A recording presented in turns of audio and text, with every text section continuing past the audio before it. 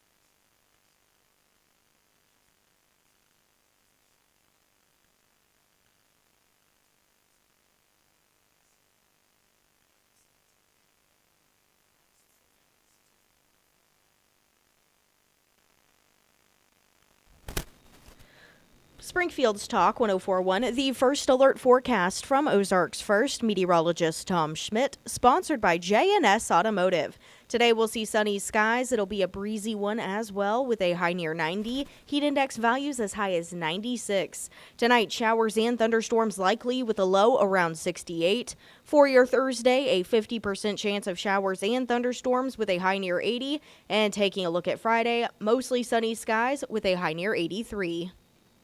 Every time I hear that song that just played, I don't know who that is or the song even.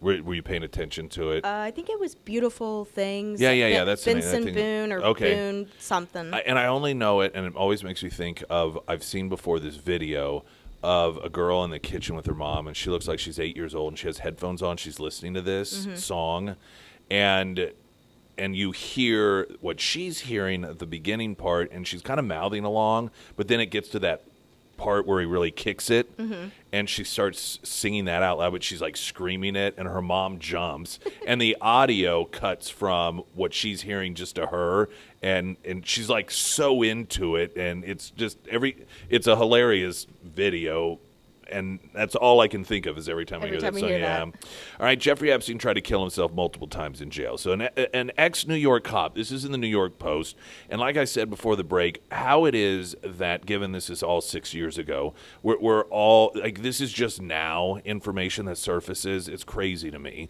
Ex-New York cop and convicted murderer Nicholas Tartaglione, 56, who briefly shared a cell with Epstein at the now-shuttered Metropolitan Correctional Center, told the New York Times that he was point-blank asked how to make a noose by the sex trafficker days before his reported attempt on July 22nd, 2019. Epstein had just returned to a cell after a judge denied him bail. It was his 13th day in custody. This is according to his former cellmate. Over the next few days, his former cellmate said he then twice witnessed Epstein making preparations to kill himself. Quote, in one incident, he recalled Epstein had tied a sheet to a grate over a cell window. Another time, woke up to find him looking a little suspicious in the darkened cell before finding a noose under his mattress, the Times reported. Tartaglione told the outlet that he reported both attempts to jail guards, but they laughed him off. His account, however, was backed up by another inmate by the name of Peter Bright, who recalled Tartaglione telling him about the previous attempts shortly after Epstein's death. On July 22nd, less than 3 weeks before Epstein was found dead in his cell, Tartaglione found him motionless on the floor of his cell with an orange fabric noose draped around his neck. The pedophile had initially claimed to correction officers that his cellmate tried to kill him. An internal prison investigation cleared Tartaglione of any connection to the incident. When Epstein was eventually found dead on the morning of August 10, his cell was scattered with various linens, which he was not allowed to have, including several nooses and strips of orange fabric that could be fashioned into a noose. And I don't even know why. I mean, I guess it doesn't matter, but the New York Post had with that story a photo of his dead body. Have you ever seen that before? There he is. Yeah, I've never seen that picture before. Just a number of things about this that to me don't necessarily make sense. Again, one being, how is it this information just came out? I'm also fully aware, if we're talking about inmates, and I know this is what goes on in your head, many of you at the same time, is that these are inmates whose entire lives, safety, health and well-being are controlled by these correctional institutions. And so if you want them to say this, in all likelihood, they are going to say this. Particularly if they know otherwise.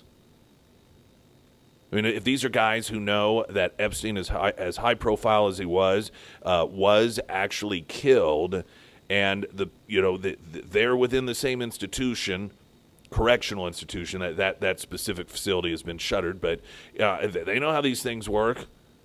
Somebody comes to them like, hey, here's what you're going to say. Yeah, obviously they would say that. Does that mean that's what happened? We don't know.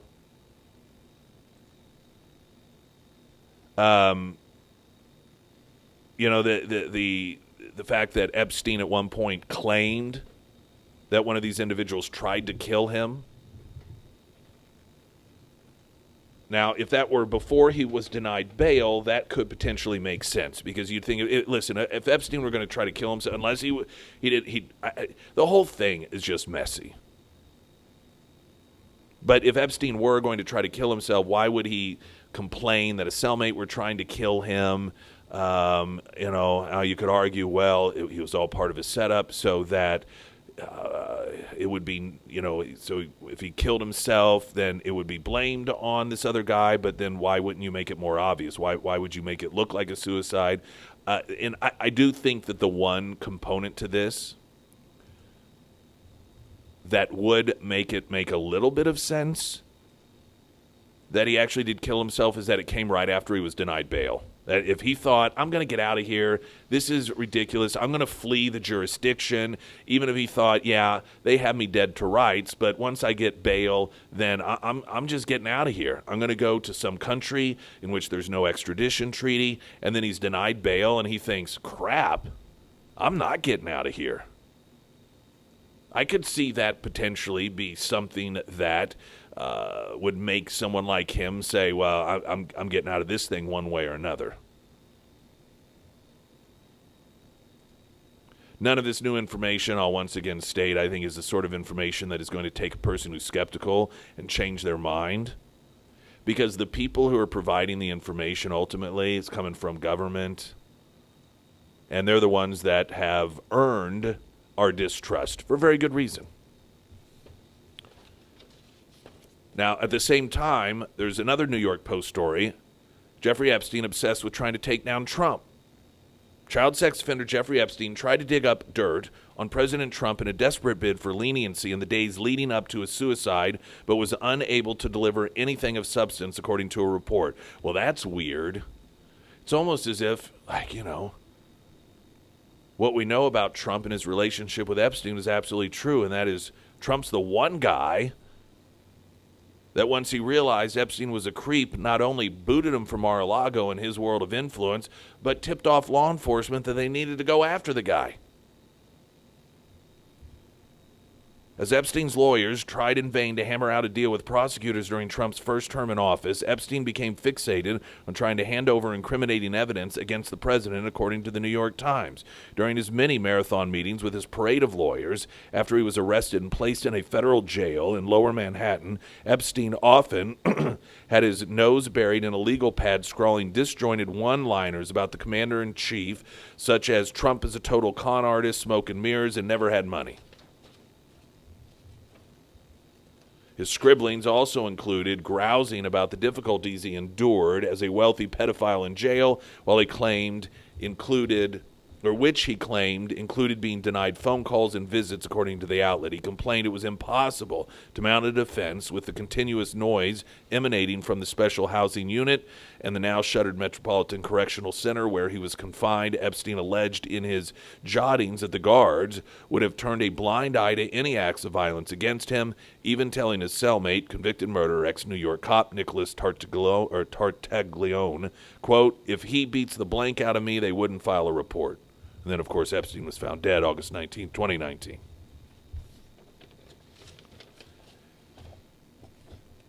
I know for a lot, and the anti-Trump people, the people on The View and Democrats trying to tie Trump to Epstein is exactly what we would expect. But I find it very frustrating that people who aren't part of that world, who aren't hardcore Democrats, who aren't, viewers of The View, but have instead just a healthy distaste for government, in their minds keep tying Trump to this, because there's not only zero evidence of any of that, there's exonerating evidence. And you see what are otherwise people with a healthy skepticism that have just decided to believe every conspiracy theory, even when the evidence is contrary to it. And, the fact that Trump is the one, that an attorney for some of these victims has gone on record saying Trump is the only person that said, you let me know what you need to nail this guy, and you go, whatever help any of the victims need, you let me know. It was during an interview with one of the attorneys saying Trump was the only person who was willing to help.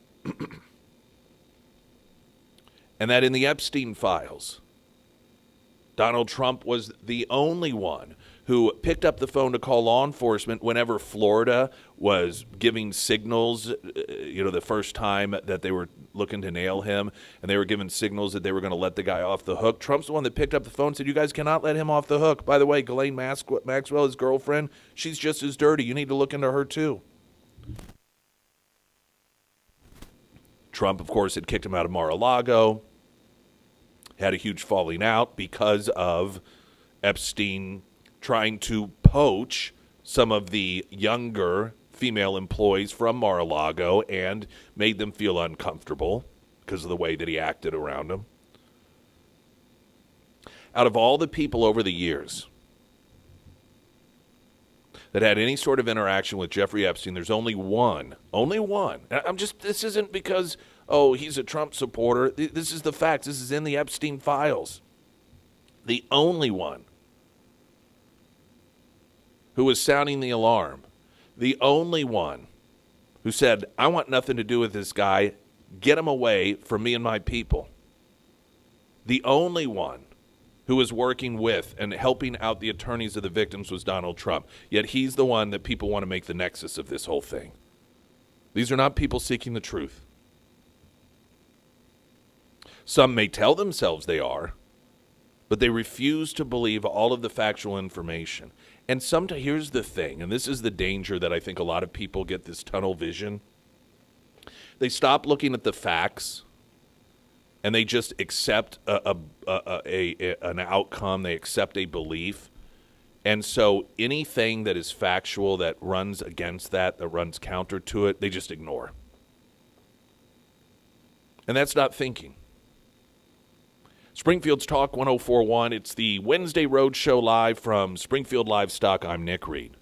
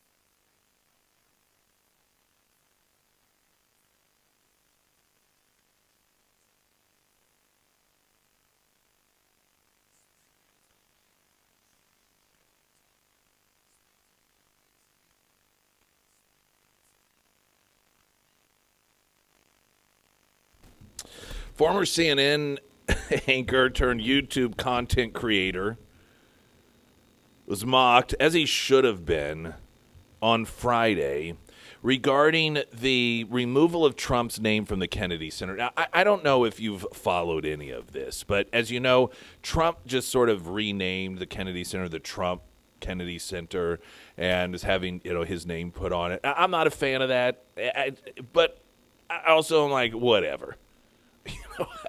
If that's the trade-off for securing the border, if that's the trade-off for the Abraham Accords, if that's the trade-off for government taking less of my taxes and the other positive, the things in the positive column that we got along with Donald Trump, then okay, again, whatever. And so some judge was like, you can't do that. You have to take it down. I don't know who's right or who was wrong in that, and just like, whatever. Jim Acosta, who was CNN's chief domestic correspondent, was there as it was occurring. During his show, the Jim Acosta Show, this was on YouTube. And he said the following, as the letters are being removed, quote, "This is very much like watching the Berlin Wall coming down." How are these people not embarrassed of themselves? The inability to have any sort of reasonable, measured approach to anything involving Donald Trump. This is the thing that and this is the derangement syndrome. People who have Trump derangement syndrome are incapable of disagreeing with something that Donald Trump does without it being the worst thing ever that he's ever done. Like, everything is Hitler. Everything is Holocaust. Everything is end of democracy as we know it. You know, there's in D.C., they're having... They had a primary vote, and it looks like the extreme left socialist is in the primary beating out the current mayor. And one of the arguments is that Donald Trump cleaning the streets up there, which is federal jurisdiction, is the worst attack on democracy that we've ever known. This is how these people on the left, there's no, I disagree with it, not the worst thing in the world. They are the insane, unhinged, hysterical ex-girlfriend that every little thing that the ex-boyfriend does, even, he just happened to like a post that involved somebody that the ex-girlfriend didn't like, and so, he knows exactly what he's doing, and then she just goes nuclear over it when it was nothing whatsoever. I mean, that's how the left is with Donald Trump, or anyone with Trump derangement syndrome. For a person that is supposed to be and was one of, for a while, CNN's lead information providers, to have such a detached perspective on reality, that Trump's name being taken off of the Trump Kennedy Center is the same as the Berlin Wall coming down? Can you imagine what anyone who lived in East Germany and experienced that wall coming down, hearing somebody like Jim Acosta make such an absurd statement?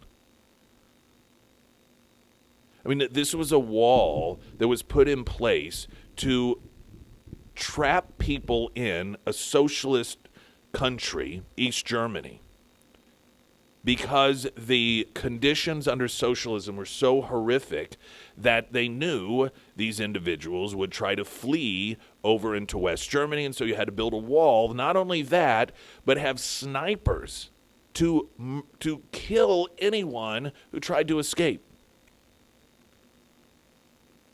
People lost their lives. One of the greatest films, I would argue, made, is called The Lives of Others, and it was...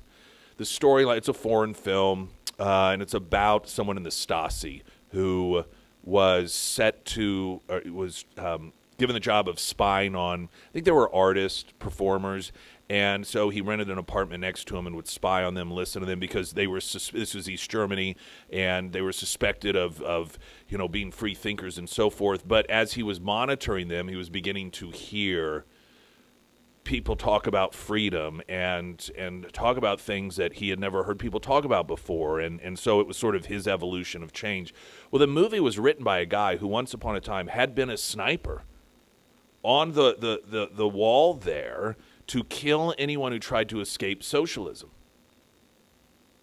And he almost, if I remember, I know he got gravely ill. His stomach was eating itself up. He had bloody ulcers because he was every day so sick he was going to have to kill someone that was trying to escape socialism. Anyhow, I think about those things. And if you've ever seen the footage of people running and bolting and trying to jump through razor-sharp barbed wire, slicing themselves to pieces, and then taking bullets, all just to escape socialism, and finally that wall came down, and the celebrations you saw, and in Jim Acosta's mind, that's the same thing. Donald Trump's name coming off the Kennedy Center's the same thing. That's deranged.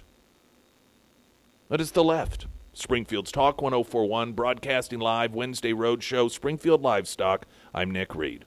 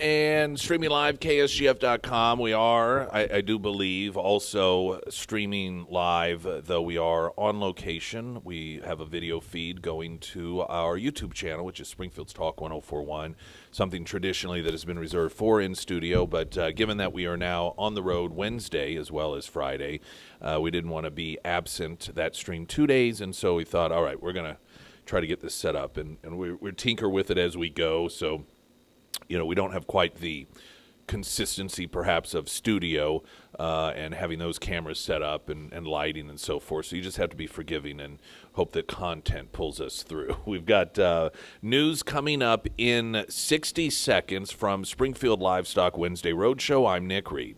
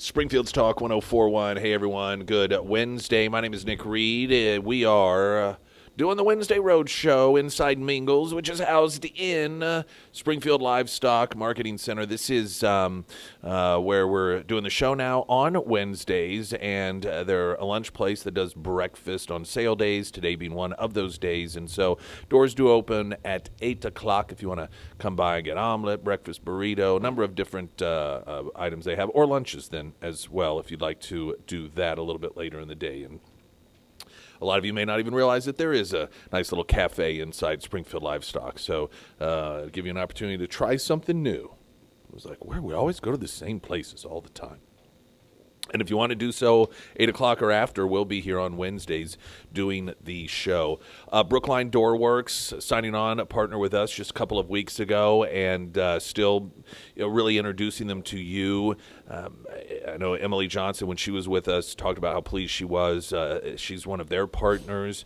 We really network a lot of these folks together, and sometimes we become partners with them because of our partners.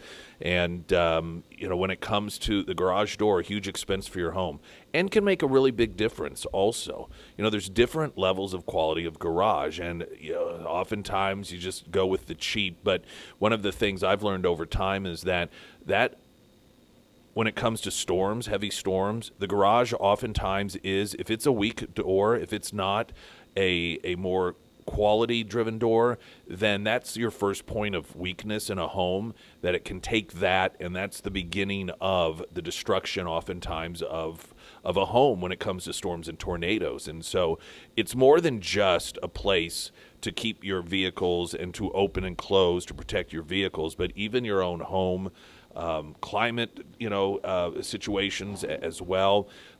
But maintenance is so important. There's a lot of moving parts. And a lot of people, that's their front door. You have your front door, but you use your garage, open, close, open, close, open, close. And the standard springs, 10,000 open and closes, and you do about 3,000 a year on average. So if you've 3 years plus, you may be past your prime on that. When they snap, when they break, it can be dangerous, and it can keep you locked in your garage. Routine maintenance is key. Brookline Doorworks, they're the key to that. And if it is worst case scenario, and it's a Saturday morning or a Sunday afternoon, those springs break, you're locked in your house, they have someone on call 24/7. They have an emergency line. So keep them in mind, put them in your phone, brooklinedoorworks.com. If you forget, you find yourself there, you're like, wow, Brookline, what is it? Go to Nick's endorsements at ksgf.com, and you shall find it there. I do want to come up talk a bit about something that I haven't talked a lot about, and that is the potential Iranian deal. And it's because there's just been so much speculation, and everything is a person familiar with. And I'm like, why sit and go on and on about something, particularly if the source is coming from the media, which has shown us cannot be trusted? Why spend the time on it? J.D. Vance is out there, however, while promoting his book, along with a number of other people from the administration that are putting tidbits of information out there about here's what isn't going to happen and here's what does have to happen. And so there is a little bit of something to glean on to and to say, okay, what is this going to look like? And many people are trying to compare it to the deal that Obama came up with. I think J.D. Vance summarized it pretty well, saying, listen, here's how you know they're totally different. The Obama deal, Middle Eastern countries hated it. They saw it as helping Iran develop nuclear weapons, which, of course, is the path that we're on. He noted that those same countries are all on board and support this plan. So that by itself tells you that they're different.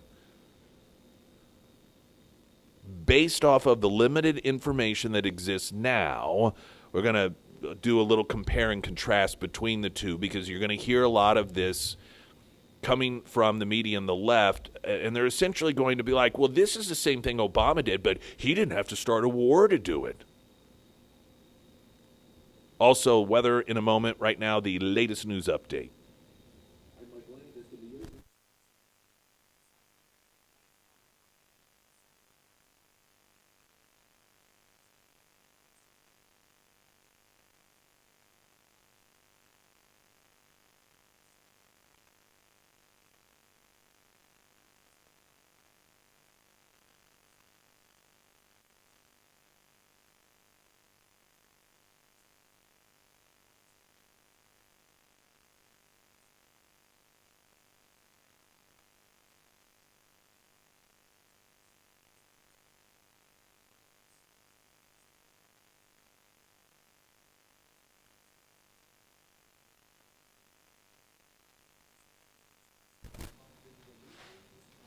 And the first alert forecast from Ozarks First meteorologist Tom Schmidt, sponsored by St. Clair of the Ozarks Home Improvements. Today we'll see sunny skies. It'll be a breezy one as well, with a high near 90. Heat index values as high as 96. Tonight, showers and thunderstorms likely with a low around 68. For your Thursday, a 50% chance of showers and thunderstorms with a high near 80. And taking a look at Friday, mostly sunny skies with a high near 83. Stream me live, ksgf.com. Also, video feed with the audio on YouTube, Springfield's Talk 1041. Traffic update, I'm Nick Reed.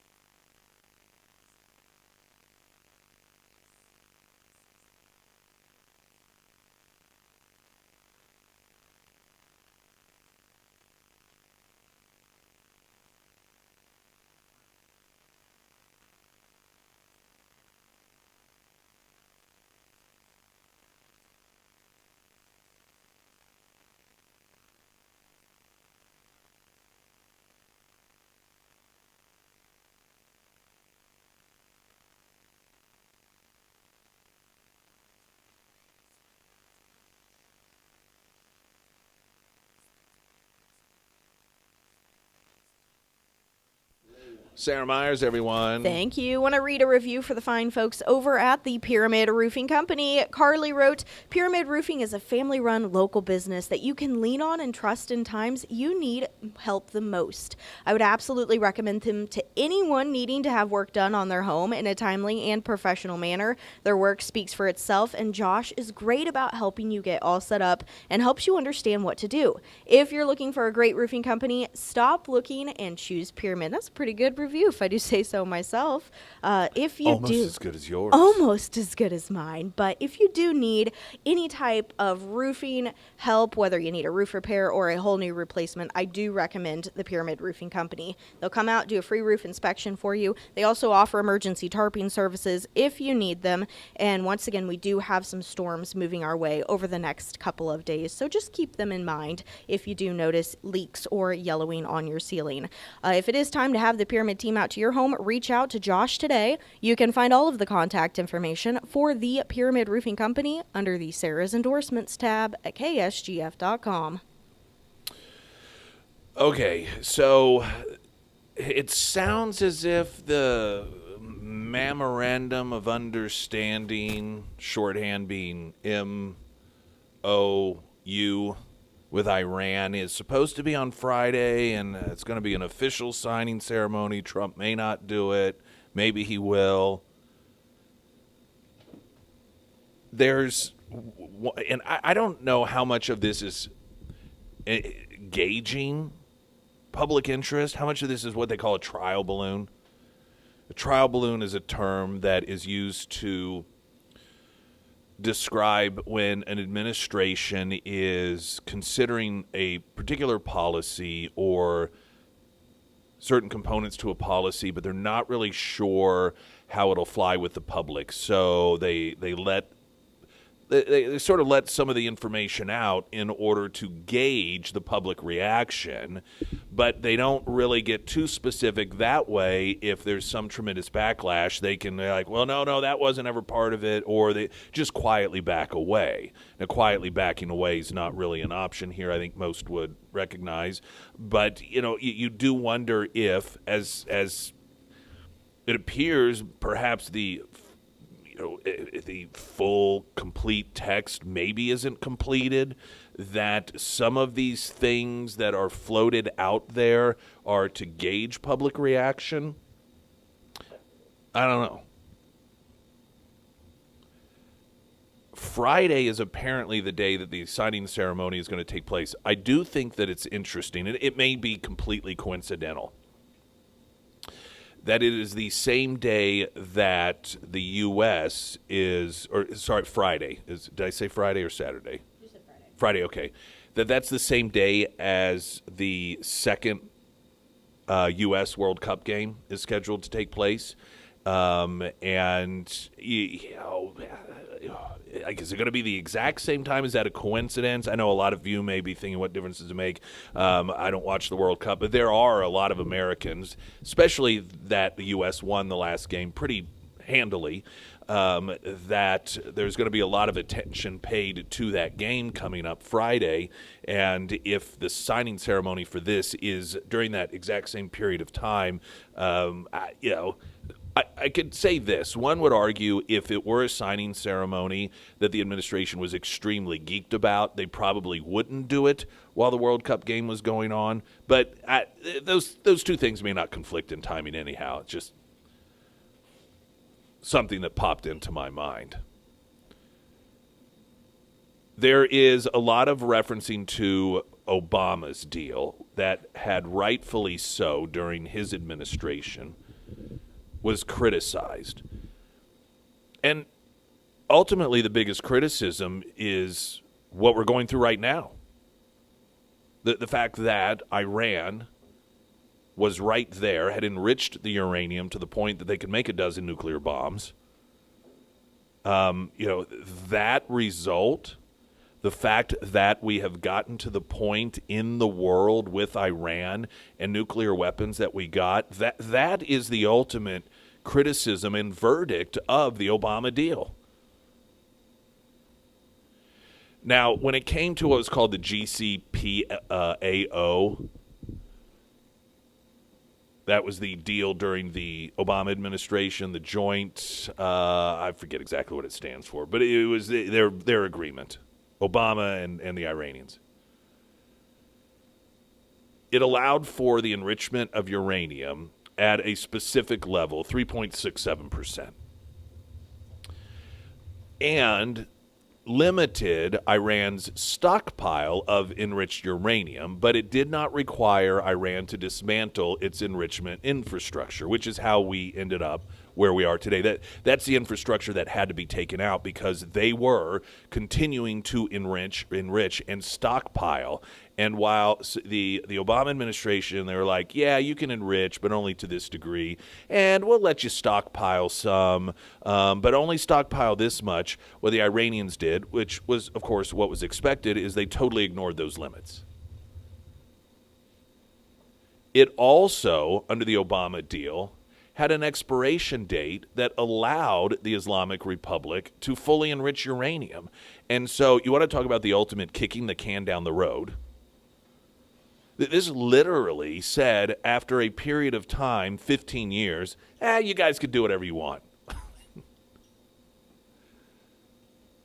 At the time, or afterwards, I should say, Trump said that agreement was so poorly negotiated that even if Iran fully complies, the regime can still be on the verge of a nuclear breakout in just a short period of time, and that is exactly what happened.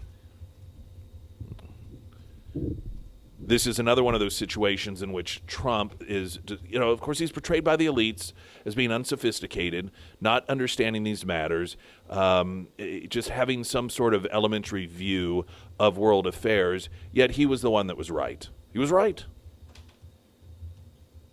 And I can tell you why he was right, because he reads people. He may not be the most academic by traditional terms, but his successes are based off of understanding how people behave and why they behave, and so that's why he was able to predict the future and note that under that Obama deal, the regime would be on the verge of a nuclear breakout. All right, so what is it that we are to understand may be part of the so-called Trump deal? Now, and Daily Wire actually has a pretty good breakdown of these comparisons. We'll get it posted for you. As back in April, Trump claimed that there would be no enrichment of uranium under a future agreement. That's just it. None. Zero. Now, Trump said Sunday that he was open to an arrangement under which Iran suspends enrichment for 15 years, though he emphasized that negotiation remained ongoing. Trump also said Iran would be permanently restricted to low levels of enrichment for civilian purposes, but would not say whether that limit would match the Obama 3.67% enrichment cap, only that the restrictions would apply forever. Then there's the whole issue of the stockpiling of enriched uranium, which, of course, weren't supposed to do as much. They were allowed some under Obama, but they far exceeded that. And that still is something that we don't know the details of. Now, when it comes to sanctions, this is another point of criticism against what is being talked about in terms of the Trump deal, because it was a heavy point of criticism during the Obama lifeline to the Iranians. Now, Trump, in his criticism, as many others, of the Obama deal is that Obama surrendered the leverage by lifting economic sanctions with the promise, frequently citing the estimated $150 billion in Iranian assets became available after implementation of the agreement, and argued the regime used those resources to strengthen itself, which of course it did. One of the other areas of criticism from the Obama administration settlement involved a decades-old dispute over military equipment purchased by Iran before 1979. The day after the Obama deal was implemented, the U.S. and Iran announced a trust fund, along with approximately $1.5 billion in interest. That $400 million payment, that's what was flown in that cargo plane in the middle of the night. Cash that we hear so much about, that was all part of the deal that Obama had made. And memorandum of understanding reportedly leaves open the possibility of sanction release, and this is what the point that J.D. Vance has been trying to make, but it doesn't give the sanction relief with the promise from Iran that they will comply. One official said, "We don't pay for play. You can't give them access to their funds or release funds to them if they're just going to use that money to fund terrorism and cause more instability in the region. And so they have to stop doing the bad things in order to get it, start doing the good things in order to get it," and continues to comply. Now, in order to start behaving properly, he sees now a Middle East that he has largely crafted through the Abraham Accords, and during his second administration, building off of those relationships. Remember when he went over there and all these investment deals were being made, and he's creating a Middle East in which all of these countries would see the actual realistic benefits of behaving and getting along with one another, including Israel, and it's money for everyone. Everybody gets richer. So that the behavior isn't done just because they made an agreement with the United States and with the promise of this or that, but the actual betterment of their lives, the actual results of, oh my gosh, this is so much better, so that they see it as in their best interest in order to live in a more harmonious way. Not just because they're told to, not just because some resolution, not because of meetings and awards given to one another, but for self-interest. And I think what is potentially occurring here is Donald Trump sees, okay, perhaps Iran, and the people who are in charge at this point, or will be in charge in the future, will be incentivized themselves by being good guys. And creating all these relationships and saying to them, listen, guys, Qatar, United Arab Emirates, Saudi Arabia, all these other countries, they're willing to invest. You guys can be mad rich. You guys won't have to worry about these economic problems. Join us. Start being good guys. Now, of course, the argument against that is they don't care about that stuff. We've got to take a break. We'll continue on just some of the other points here regarding the differences between the Obama deal and what could very well potentially be within the deal that Trump is coming up with or has come up with, and they've agreed in principle, virtually agreed with, and that signing that is slated to take place Friday. Springfield's Talk 1041. I'm Nick Reed.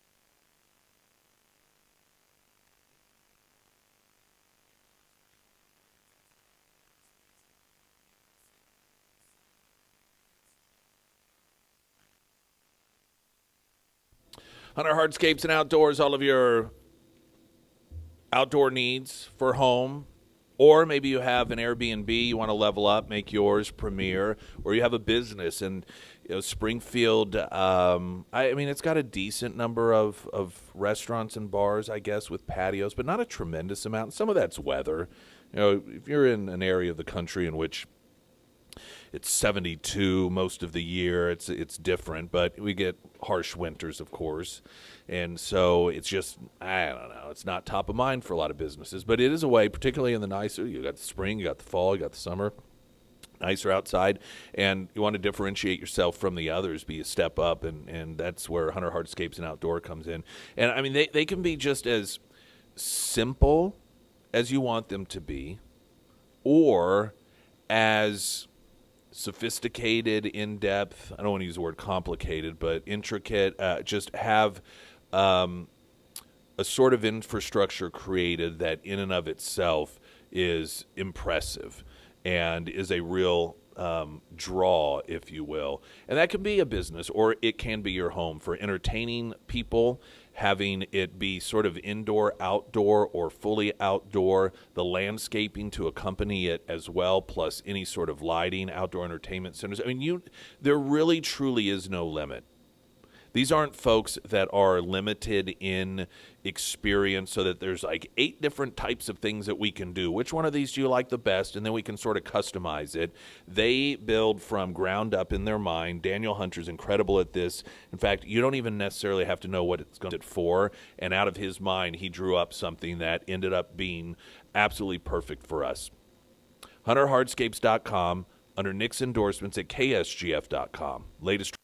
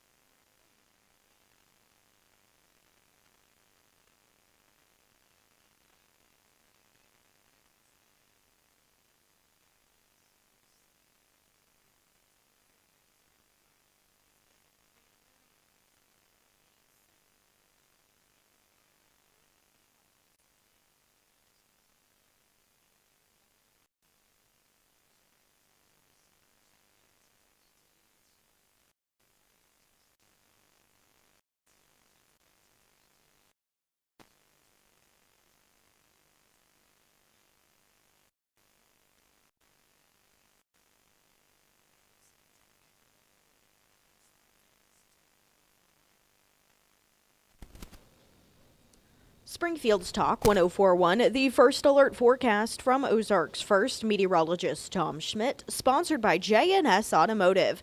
Today we'll see sunny skies. It'll be a breezy one as well, with a high near 90, heat index values as high as 96. Tonight, showers and thunderstorms likely with a low around 68.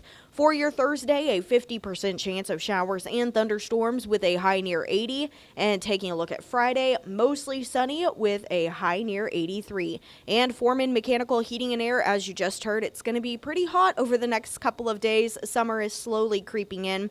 And if your AC is already struggling to keep up, maybe you've noticed uneven cooling throughout your house. Maybe you've noticed a lot more loud noises, some bangs, some ticks every time that it turns on. Now is the time to get those issues addressed before it gets upfront and honest. They're just really good folks over there. So if you do need an HVAC professional, highly recommend Russell and his team. The contact information for Foreman Mechanical Heating and Air under the Sarah's Endorsements tab at ksgf.com. J.D. Vance answering a lot of questions regarding what is said to potentially be within this agreement with Iran, and a lot of Democrats are trying to say, well, this is the same thing that Obama did, but it was criticized by Republicans then, and Obama didn't have to start a war to do it. Some of this we're kind of just blindfolded in because we said, and some of it has been signaled as being part of it. We would just go based off that. One, it's the nuclear component to this. And the Obama administration was like, yep, you can enrich this much. You can stockpile some of the enrichment, but not too much. And in 15 years, do whatever you want. And they were doing whatever they wanted, and they were not complying. Their enrichment levels were above what they said they were going to. And the problem was, at that point, Obama had already given them all the money. And so what are you going to do? The Trump approach, as it appears, is to say you can never have nuclear weapons. They've signaled that maybe they might allow for some. Don't get any of this money.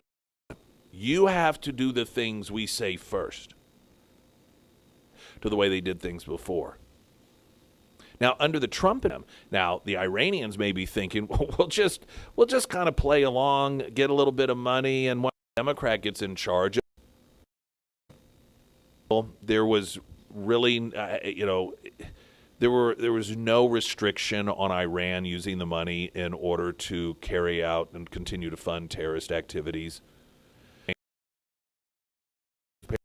This is money that has been sanctioned, that's theirs, and or allowing for investments from other countries into Iran. So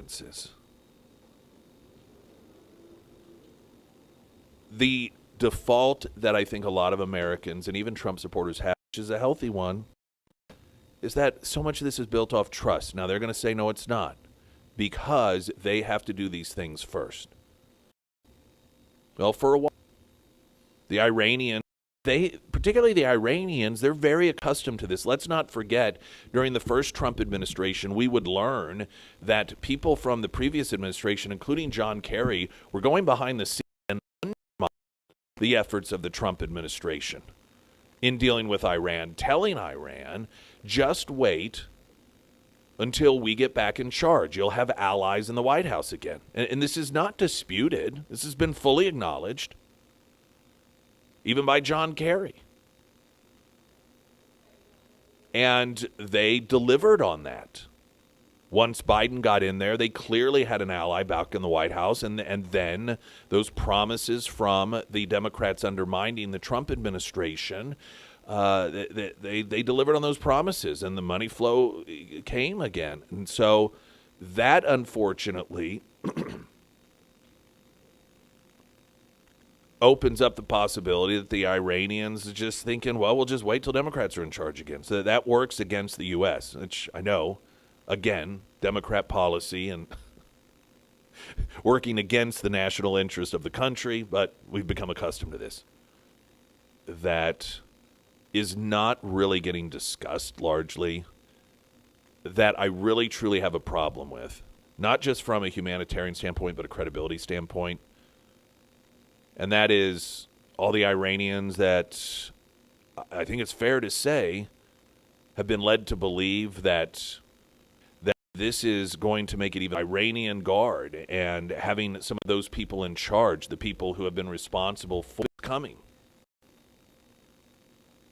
And while he did also say in the beginning of the war component to this, hey, this is your opportunity. You need to take it. It's not going to last forever. You need to do this. Now, the problem with throwing it in their lap is the fact that they have no guns. They have no weapons. I mean, this is a country that does not have a Second Amendment. It does not respect the right of people to protect themselves. And that's how it was that you end up with tens of thousands of Iranians just slaughtered in the streets. And while some people might get overly specific, we never said that we never said that we were supporting regime change. That is true. But I also think that we definitely, without question, encourage the Iranians to believe that their quest for freedom was going to be assisted by the United States. And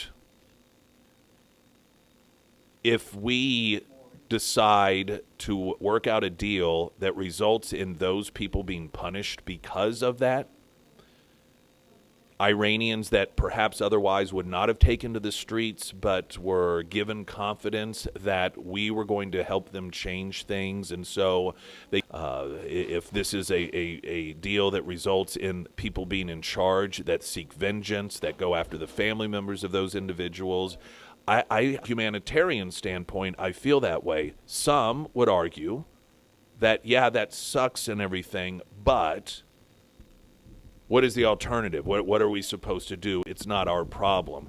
I do feel that given the public statements we made as a country that encourage the Iranian people to believe that we were going. Maybe we didn't say in any official word. Maybe we never, quote, promised. But I don't know that credibility means having to parse your words. Credibility means that people just believe you and they trust you. And security, to trust us and believe us, are we going to have those people go, yeah, well, we remember what happened with Iran or Afghanistan? And the promise from the Biden administration that we won't leave anybody behind. And then 2 weeks later, it hurts our credibility if that happens. And just as a human being, you know, we're somewhat isolated from what's going on with the domestic situation there because still the clampdown on the internet. Is that something also? It will be interesting to see if this plays out and there is a deal made. Fully 100% understand and appreciate options. We certainly can't do this. We certainly things play out in a way that are down to the basic vacuum. They did not believe that with our Wednesday Road Show out here mingles the cafe inside. Our Wednesday Road Show out here mingles the cafe inside Springfield Livestock. I'm Nick Reed.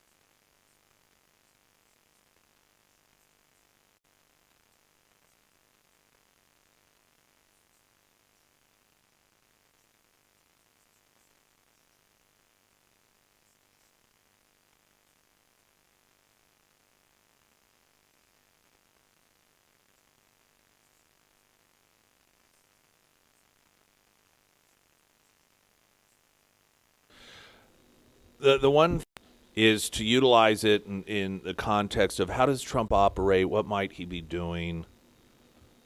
It's all so unknown, even right now. The way that I'd say the vast majority of people are viewing what's going on is that Trump, you know, Trump, his successes at times can be his own worst enemy. Venezuela, like, boom, bam, look at that, got that taken care of. 2 weeks, bam, got that sucker closed. And we are accustomed to a victory being defined as Trump, is like, hey, we're going to do this thing. Sometimes he doesn't even say, he just does it. And it's like everything about it's fantastic. Like everything about, look at this, it's so great. Even Democrats can't find a reason to criticize it. I don't believe that's how Trump approaches stuff. Trump's key to success is knowing that sometimes you strike out, you just move on, you don't dwell, and Trump doesn't like to spin the wheels. Trump, we saw this during the Big Beautiful Bill, and since at some point Trump was like, just get it done, do it, and the negotiations were done. He was like, be gained. That the Freedom Caucus, and it made a lot of tremendous progress in that Big Beautiful Bill. While there's still like too much spending and too much government, there's a lot less than there otherwise would have been. And Trump was part of all of that behind the scenes going on. This is a lot of stuff we don't necessarily see.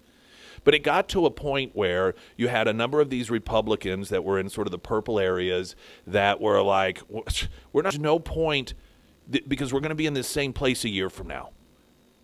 He senses when the momentum ends, and he takes the wins, cuts the losses, because in his mind, spending more time on something in which there's going to be no movement is time that I'm not spending on something that I can be successful at. That's how he becomes a success. And frankly, how most people become a success. They don't sit around and dwell on things in which there's no forward momentum. Trump wants to have a Middle East that's stable. He wants to have a Middle East that's changed fundamentally. Iran is a tremendous component on the chart anymore. That in his mind has to be gone. So uranium, boom, got that. Now there's that uranium that's out there. That's the war going. Now I'm sure maybe in Trump's mind, ideally, this would have been wrapped up in a month. And we'd have, a new regime in charge that was friendly and everything's going just fine. But Trump's also realistic. And what's happening now may simply be the wins. And that is, while maybe their Air Force is gone. This has been now the put things back together and transition to this perfect world that we would love. While some people might view that as a loss, so maybe it wasn't a Grand Slam home run, but we made it to second. Springfield's Talk 104.1, a traffic update. I'm Nick Reed.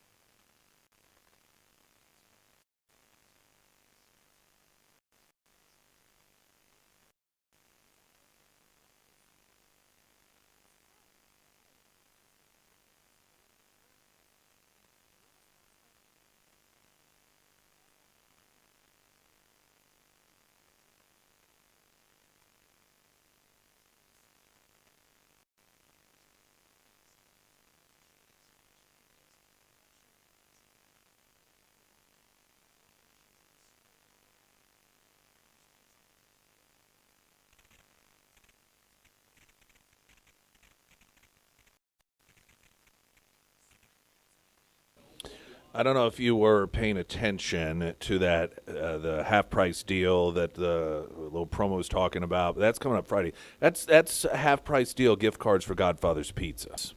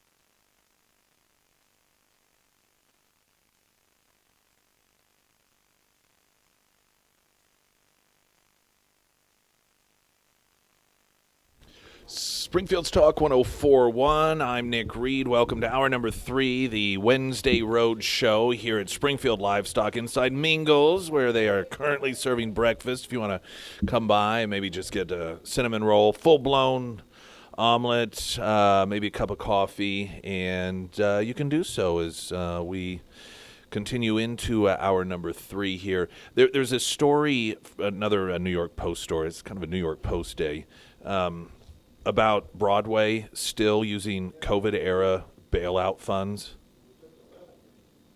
And not only are they continuing to use it, but Governor Hochul has boosted it to over $500 million, $550 million. Hochul, along with the state legislature, are still using taxpayer funds for a COVID-era giveaway to Broadway shows, even quietly boosting the pot to $150 million in this year's budget. John Keaney, executive director of government watchdog group Reinvent Albany, said this is another New York taxpayer subsidy for wealthy investors that should not exist. He went on to say New York state taxpayers should not be underwriting Broadway shows. There's no fiscal or economic argument for it. The massive special interest goodie, a.k.a. the New York City Musical and Theater Production Tax Credit, was started during the pandemic to help keep even traditional theater hits such as The Lion King and Wicked afloat during the dark times. The financial break, similar to the separate pandemic-era subsidy for film and TV production in New York, started as a $100 million emergency program, but has steadily increased in the years since, despite Broadway attendance and gross revenue recovering post-pandemic. Well, clearly. The program's pot is jumping from $150 million this fiscal year, up from $400 million to $550 million. A theater can revive or receive tax credits of 25% of qualified expenditures or up to $3 million per production under the program. Hundreds of millions of its dollars have supported short-run flops such as K-pop, Tammy Faye, and Mrs. Doubtfire, as well as box office behemoths such as Harry Potter and the Cursed Child, Phantom of the Opera, Chicago the Musical, The Lion King, Wicked, The Book of Mormon, Aladdin, Hadestown, and Moulin Rouge. The site noted that some of the shows received millions of dollars after they had already closed. For example, the doomed 2024 musical Tammy Faye netted $2.5 million from the taxpayer-funded program earlier this year, although it had shuttered for months after only 29 shows. K-pop only lasted 2 weeks, yet netted nearly $2 million from state coffers nearly a year later. Caney noted that theater companies and the unions representing workers flex their political muscle through campaign donations and organizing and are being rewarded with hundreds of millions of taxpayer dollars. And, of course, this is the racket that a number of these unions that get political have, is they use the dues of their paying members, make donations to these elected officials that then take your tax dollars in order to reline their pockets. Now, aside from just the fact that taxpayers should not be subsidizing these shows, especially shows that are no longer even in existence. I mean, I think it was important the way that this was described, that it being a subsidy for wealthy investors, because that's where this money's going. These aren't dollars that are going to the stage hands or to the actors. This is going to the wealthy investors. This is just a money-making thing for them. And so their elected official allies that get these union dues pouring into their campaign accounts then redirect taxpayer dollars to these wealthy investors. You know, the party of the working man. But that aside, the fact that, here's something we can all learn from this. This is a fund that originated and still is presented as a fund to help those during COVID times that weren't able to go to work, or because people are sick, they're not showing up for the shows. The lesson here to learn is that anytime anyone, even well-intended in government, says we need to use your tax dollars for this thing that's an emergency, it never ends at the emergency. It's just an opportunity for them to find another way to run your tax dollars to people that in turn keep them in power. And it's not just there. I mean, we've seen it here in the Springfield area, you know, a museum here or this outfit over there getting COVID dollars. Is that really what the taxpayer was told those dollars would be used for? When people were being told, hey, your place of employment can't open because government won't let it, and the paychecks are going to run dry, and so we have to have a COVID relief fund. We've got to use these taxpayer dollars so that you continue to get a paycheck. Did you have in mind that these dollars would continue to be used for local museums or for street projects or for Broadway plays? Of course not. You can never believe them when they promise that it's only going to be used for this one thing. And on the flip side of it, next time there is some sort of an emergency and everyone's scrambling to make sure that the tax dollars go to where maybe they're even actually needed in the time of emergency, and there's somebody that comes along, maybe it's a Rand Paul, for example, that says, hey, we need to put some stipulations on this. And everyone piles on that person. Everyone trashes that person. Everyone says they want to dictate where these dollars go in a time of an emergency. Remember that this is the stuff that they're concerned about. I recall that some of that debate going on during the COVID free-for-all, and you had a few fiscally responsible Republicans that were like, hey, wait a minute here. Do we really need this much money? And shouldn't we put some guardrails on here? And everyone scream from high heaven, it's an emergency, it's an emergency. People are going to die because of Congressperson so-and-so or Senator so-and-so wanting to put guardrails up. How dare they? Just remember when there's that sole congressperson or that little cluster of conservative caucus members that are, quote, hijacking the budget because they demand certain stipulations. This is the sort of thing that they're thinking about. When it came to several years ago, Ted Cruz was the target of scorn from Jon Stewart because of a 9/11 fund that was the whole concept, the selling point was it was dollars that were going to go to, I think, late developing diseases that were connected to first responders that were there on 9/11. And again, I believe it was Ted Cruz.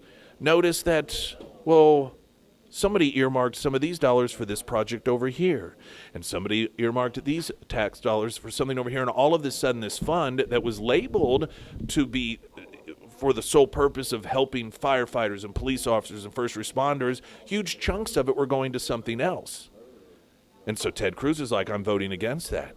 And people like Jon Stewart, who are ignorant, rail on him. How dare you? How could you be against helping firefighters who risk their lives and have diseases and are leaving behind family members because they marched into those towers? You cowards. And just rail. And when we sit back and we think to ourselves, where are the good guys? Why is it that nobody stands up and calls this stuff out? It's because when they do, the pile-on is so broad and uniform, and because the media is so dishonest, most people don't even realize the truth behind it.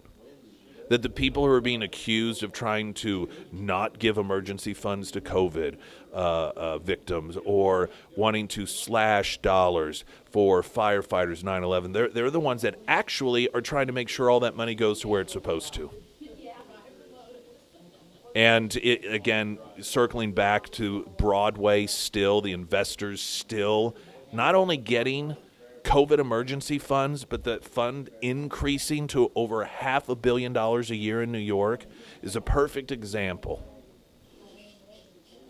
of the sort of unethical and immoral corruption that drives these tax dollars that were promised are going to be used for one thing straight to another. Springfield's Talk 1041, latest news update.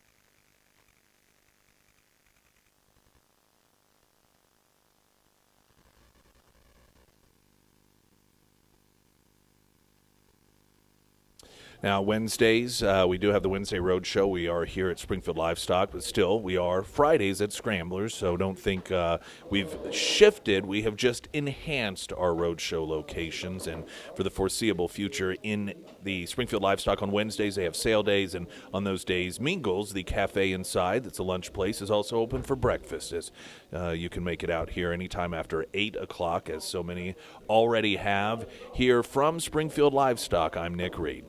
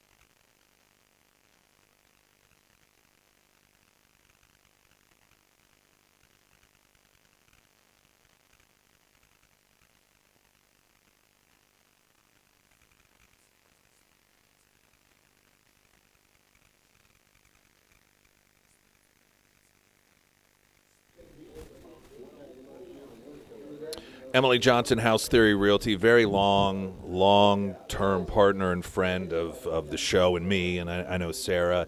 And being out here at Springfield Livestock, of course, look around and you see folks that maybe don't live in a home or a neighborhood like I do. Even though I have a ranch-style home, it ain't on a ranch. It's in a neighborhood. And there's a lot of differences, obviously, between owning 2,500 acres of land versus that plot in a neighborhood that's a real nice neighborhood with a ranch-style home. And that's where Will Johnson comes into play, Emily's husband. That's his area of expertise. He'd fit in perfectly out here with these folks, because when it comes to looking for that new ranch or the couple thousand acres with a lake on it and the infrastructure that comes along with it, perhaps you just want all the land, or maybe you raise cattle or whatever it is you're going to do, start a circus. There are certain considerations that a person looking to make that sort of purchase have to concern themselves with that people like me don't. And the great thing about House Theory Realty is you have experts from both worlds, and when it comes to the farmland, the ranches, those huge swaths of land, you've got Will Johnson there, right alongside Emily Johnson, House Theory Realty. So the World Cup has really garnered a lot of attention, and more here in the United States because it's being hosted in the United States. And it is fun, some of the ribbing that goes along with that, about other countries wondering how on earth is the U.S. even hosting this. Like, what right does the United States have to host? Because I think it's fair to say, culturally, the United States does not have the long history of soccer fandom that the rest of the world does. And as popular as soccer has become in the United States, it still doesn't hold a candle to the way that many of our friends throughout the world, it's just part of their bloodstream. I mean, it is part of absolutely everyday life. And so for the United States to have such an honor of hosting the World Cup is like, what, are you kidding me? But we've enjoyed watching our fellow human friends from across the world come to the United States. And an interview I saw yesterday with it was on CNN, interviewing a foreigner here in the United States, talking about how everything that they had learned through media was wrong about the United States, how wonderful the country is, and how you really learn that what the media tells you isn't true. And I'm sitting there watching, I think it was Jake Tapper, smile and nod like, oh, that's so interesting. And I'm thinking, you're the like, he's talking about you. I mean, what about this don't you get? You have two different worlds that are going on as I watch people from all over the world and American citizens right here, like, just having a good time. And there's not really any politics involved. I mean, of course, you got a few things here. Well, the Iranians, as soon as then they got to go, and the Canadians booing at the U.S. national anthem. But outside of the games, out in the streets, in the bars, in the Buc-ee's, these engagements of just normal people. Some are soccer fans, some maybe aren't, as the soccer fans stroll through the streets of American communities and just are talking about how amazing Americans are and reaching out to them. And I saw a posting of one, and he just the things, the invites, he talked about how he's got to get extra luggage to fly back home because Americans are so generous giving him tokens and gifts. And there was one couple from some European country. They stopped in a local fire station because they saw the bay doors open. And I think it was in Alabama. It was a southern state. They got a challenge coin from the department. I mean, it's just such a fun and amazing thing, right?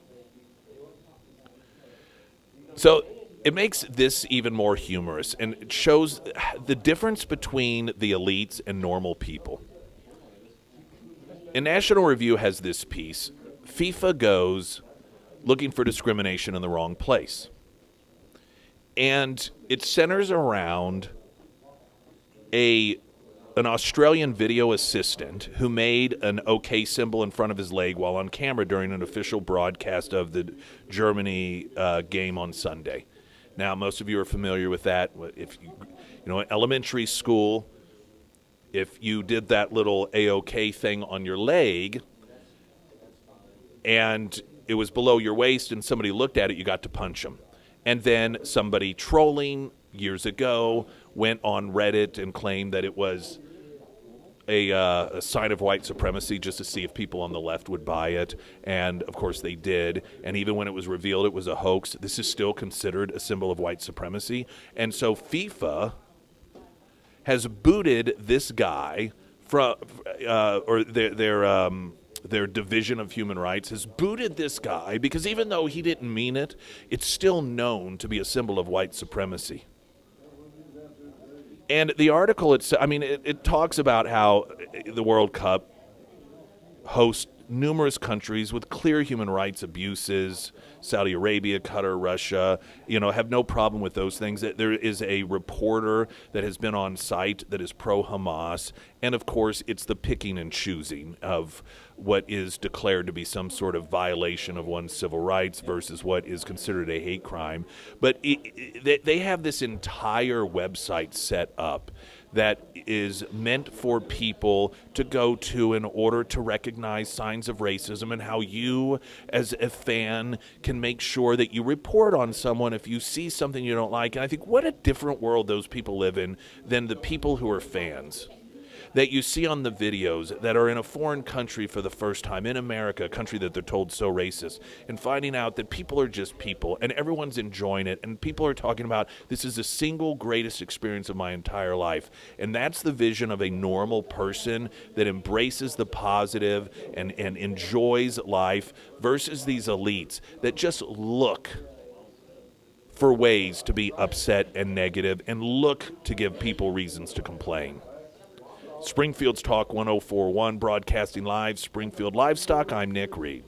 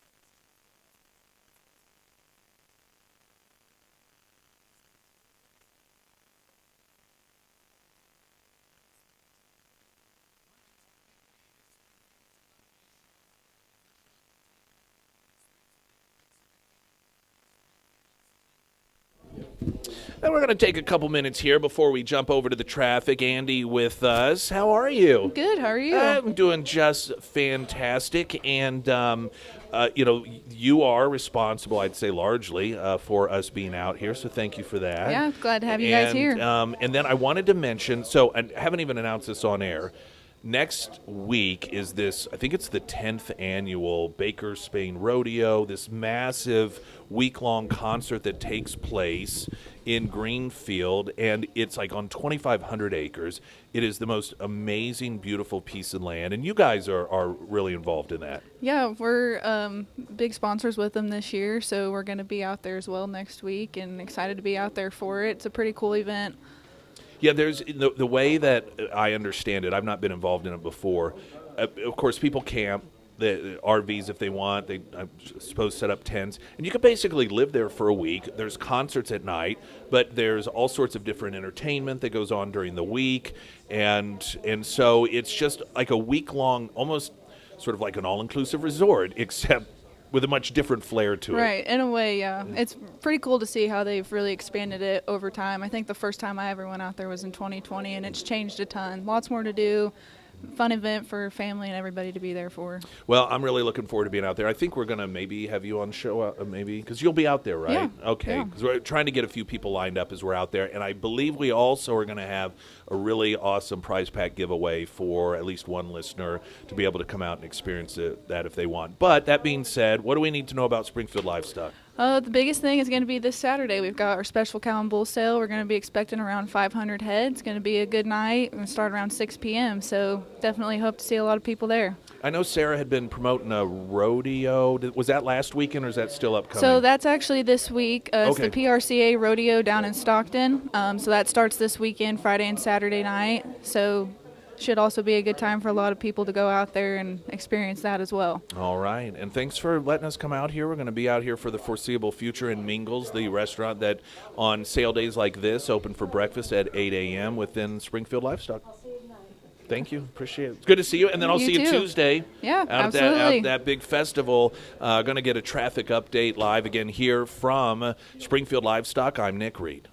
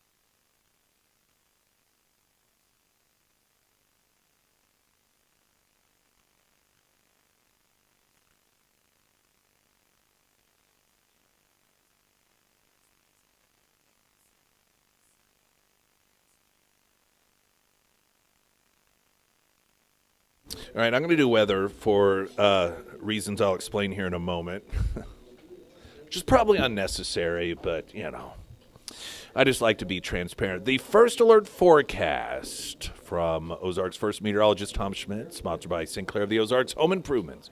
Sunny, breezy today, a high near 90, heat index 96. What? Say, the whole show, Sarah does the weather. Clearly, I don't even listen. I didn't know it was going to be that miserable. Tonight, showers, storms likely, 68 for a low, 50% chance of showers and storms tomorrow, high near 80, and Friday, mostly sunny, a high near 83. So, I'm sitting, in fact, Andy, before she came on, she's like, Sarah's not out here? I was like, well, she was, but as soon as she got out of here this morning, I was like, hey, I'm going to need you to go back out to the studio for the 8 o'clock hour, and here's the reason why. Some time ago, I had set up, put on the calendar to have Paralandra join us once again. They've been with us before, and they are going to be doing a hometown concert. And so I thought, we're going to have them back in the studio. It'd be awesome. Put it on the calendar. It was well after that we got connected up with Springfield Livestock to start doing the show out here. And it did not compute with me that those two things would conflict, or that I didn't arrange to have Paralandra come out here and join us. And it just hit me. So weird, the things that this morning, I was like, man, is that? Oh, no. So I looked at my calendar, sure enough. And so anyhow, I'm still out here, Springfield Livestock. All of this completely probably unnecessary information for you. But back in studio with Sarah is Paralandra. And so I'm kind of flying blind here. I can't see you guys, but I know that you're there. And thank you for being so accommodating, because I know this wasn't what you expected.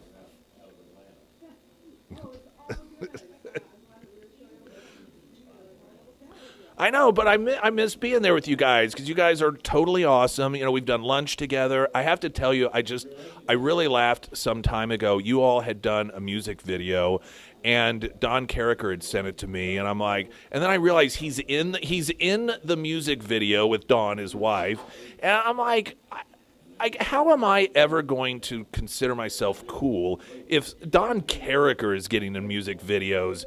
I mean, and I'm not. Like, what? It was crazy, but it was a really awesome video. Did you guys have fun doing that? It was tell people about it if you would. Yeah, that was so much fun. So we did a cover of the John Moore on our EP that we released last year. It's called Columns. So half of it was Halloween songs and half of it was Christmas. So Time Warp was our Halloween part. And we ended up renting out this castle out in Portland. We had everybody, like all the extras, dressed up from different eras, different decades of history. And Don Carricker, he and his wife happened to be available, and so they ended up dressing up like gangsters and doing the dance with us.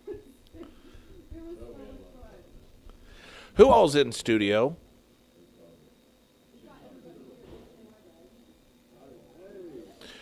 Okay, yeah, it's good. It's good to talk to you guys again. Now, I think you all had released an album. Is that right? Last time we had you in studio.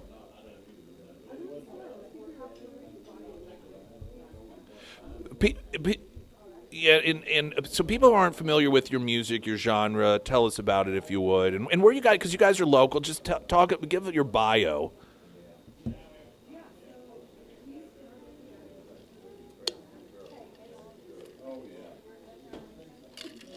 Hey, Paul.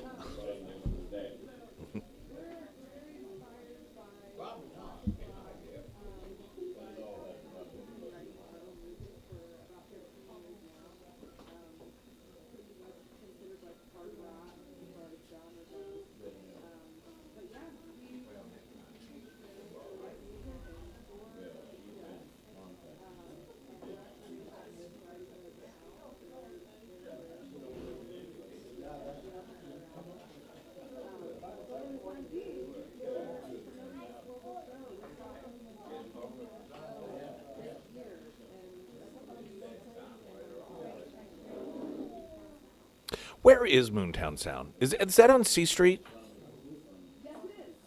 Okay, I think is it the place that you, because I've been to it's a bar on C Street a couple of times, and it had Moon in the title. Is it that place, or do you know?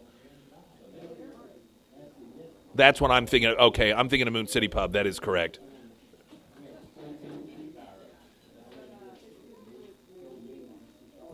Yeah, what's that about?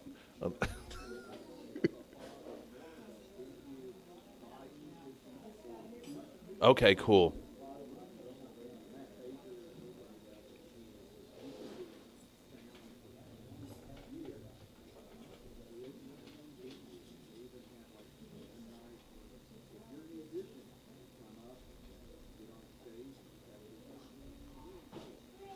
Now, people hear the genre described and like, well, it's a place. It's kind of not really a bar, but this venue, and they wonder, was it family friendly? How would you describe the music in that way?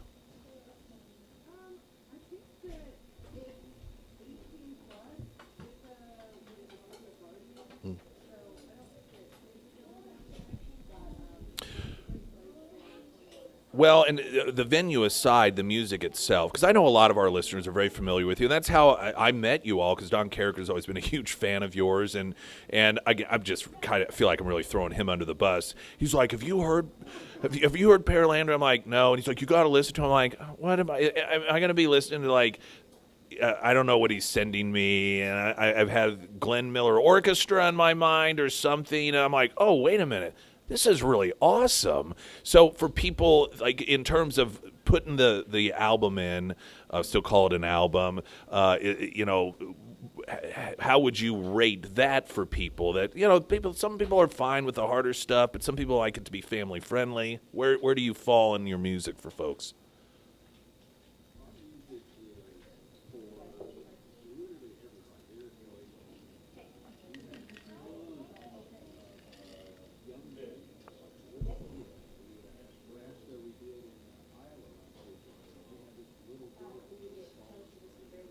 Mm-hmm.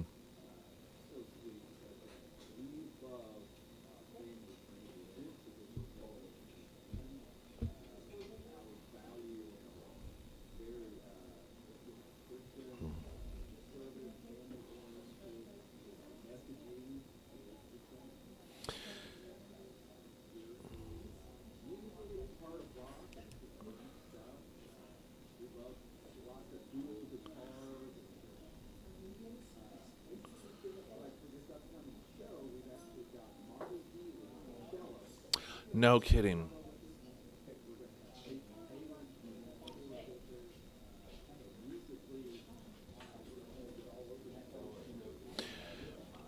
Well, and I love the fact, and it's one of the things we talked about last time you all were with us, that you're faith-based, but I think people, when they hear that, they think every song is going to be about worship, and a lot of people that are faith-based people, Christian people, they still like a little variety in music, and so sometimes it's kind of hard to find this stuff. It's I don't want to say one extreme or the other, but one end of the spectrum or the other. So to have music that might, to the average person, not necessarily seem like gospel lyrics all the time, and certainly has a harder edge, but it's a nice genre for faith-based people, Christian people, to be able to listen to, that might be a bit of variety for them. Does that make sense when I'm describing that?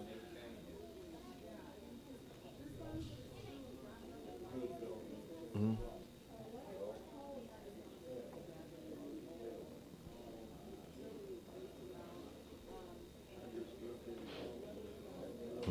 Yeah.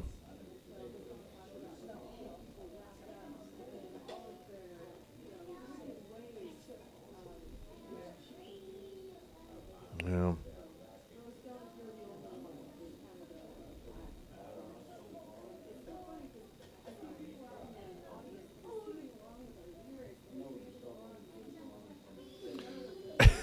Right. Exactly. Yes. Which that's what I think's awesome.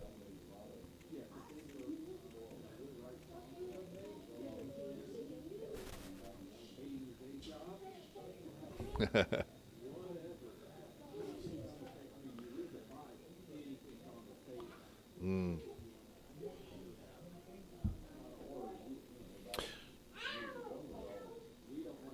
Right.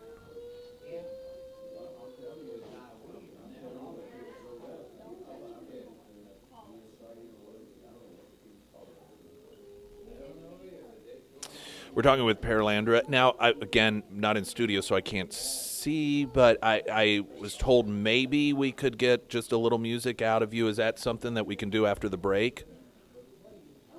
Okay, awesome, perfect. Sounds good. So we'll do that here. As now, again, for people listening, I'm out at Springfield Livestock, but in studio with Sarah Paralandra, and we'll hear just a little bit of their music coming up on Springfield's Talk 1041. I'm Nick Reed.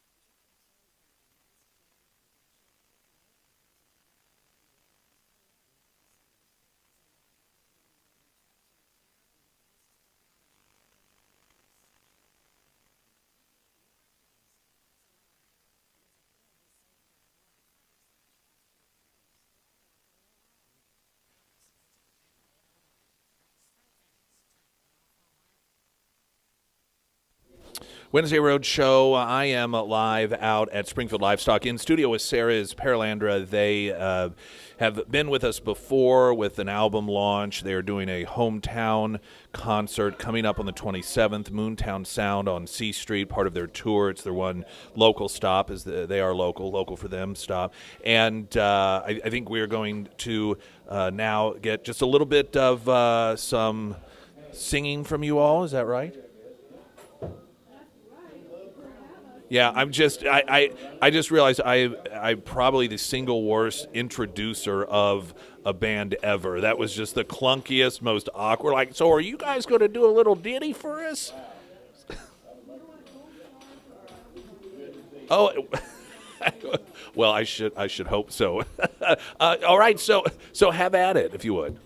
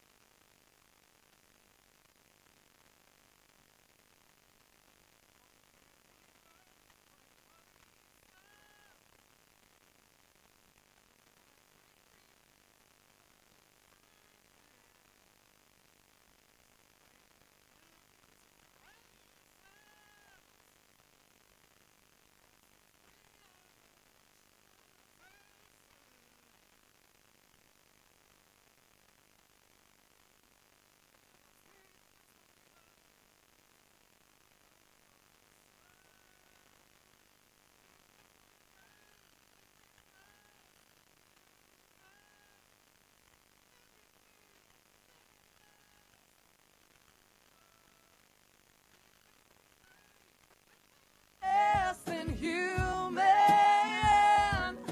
Of all the things they're calling me, just know that I'm only human. I'm only human.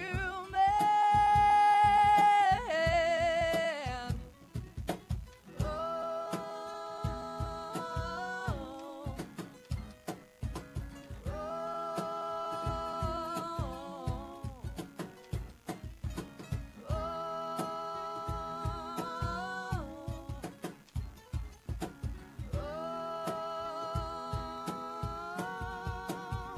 I'm nothing more. I'm nothing less.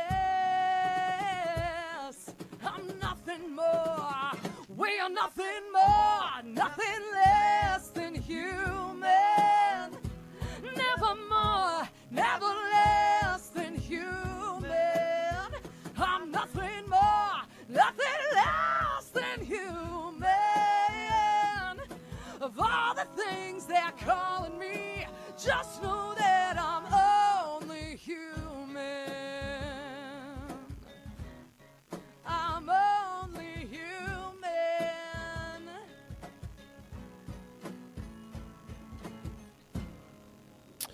That was awesome. Thank you. I got given that you are in the studio, which is not set up for this sort of performance, it sounded absolutely incredible. Oh, yay. I think this is the earliest I've ever sang in my life. Well, maybe you should start doing morning concerts because it seems to work. Now, where's this tour taking you? Well, of course, our next stop is here in Springfield. After that, we're going to be in Pittsburgh, Kansas. We're playing with Jackal and Buck Cherry at Kids Crossing Casino. Nice. Then we're going to Beaver Dam, Kentucky. We're playing with a lot of really cool people there. Tom Kiefer. Steven Adler. Yeah, Steven Adler, White Line. After that, geez, I can't even remember. I need to look at my calendar. Well, but we're always we're always traveling around. Well, I wanted to ask, people may be getting tired of hearing about it, but talking about all of these people that are in the United States for the first time as foreigners, and they're doing these social media postings about how awesome and incredible it is. And aside from just the realization that a lot of people are having that what they've heard about the U.S. and Americans isn't what they thought, and it's awesome, you're just seeing, I think, people that are more so than normally interacting with people off of social media. Now, they're posting about it on social media, but people, you get in your daily lives, and people just get clamped down on social media, and they go through this bubble. We all do it. We have our patterns and everything, and when you see people that get outside of their comfort zone and interact with other people, it seems as if it's always pleasantly surprising. And I was just wondering, given what you all touring, and you go to these areas where you've never been before, and you meet people you've never met before, do you find that that's an uplifting thing, and it's just sort of a reminder that, hey, there are a lot of just really good, uplifting people out there? Yeah. Oh my gosh, absolutely. I mean, yeah, it's a beautiful country, and it's crazy because there's so many landscapes, there's so many different climates in America. So, in touring as far northwest, east, and south as you can go, like, we've pretty much seen it all. But in doing so, the people as well. I mean, there are amazing people in every single corner of this country. And a lot of the time, they're music lovers, and so that's the part that we get to experience. And literally, that last song we played is that's exactly what I wrote it about. Was there's a lot of frustration and argument and stuff going on online. Well, when you get face to face with people, you discover something a little different. That we're all interconnected, and we all have something in common. And that's what we love to connect with, whether they come from a very different, political, religious, whatever background. We find a way to connect with those people and create relationships, and it's one of those things you can do if that's what you're looking for. Yeah. And then finally, in the last about 60 seconds we have here, people want to follow you, hear more of your music. What's the best way to do that? Yeah, so all of that stuff is on our website, paralandrarocks.com. And our music is on every streaming platform that is used nowadays, at least that I know of. Mm-hmm. And yeah, we're on social media as well, just at Paralandra. Oh, yeah, that's right. We also have a Patreon. So if you want a more behind the scenes look at what we do on a, I guess a more behind-the-scenes basis, you can follow us there. Okay, and where's that again? That is on Patreon. Okay, got it. Well, listen, I hate that I didn't get to meet you face-to-face. Sorry about that again, and thank you so much. It's so great to talk with you all, and I know it'll be an awesome performance coming up the 27th in Springfield, C Street, Moontown Sound, Paralandra, and look forward to talking with you guys again. Awesome. Thanks so much for having us. Of course. We missed your face. Absolutely. Oh, thank you. And I mean it absolutely anytime. You guys are welcome. Broadcasting live again, Paralandra, everyone, as I'm out here at Springfield Livestock for Springfield's Talk 104.1. I'm Nick Reed. Dump trucks, delivery vans, tankers, 18-wheelers, 35 types of commercial vehicles share the road with you every day. When one hits you, trust me, the company's lawyers are already moving. You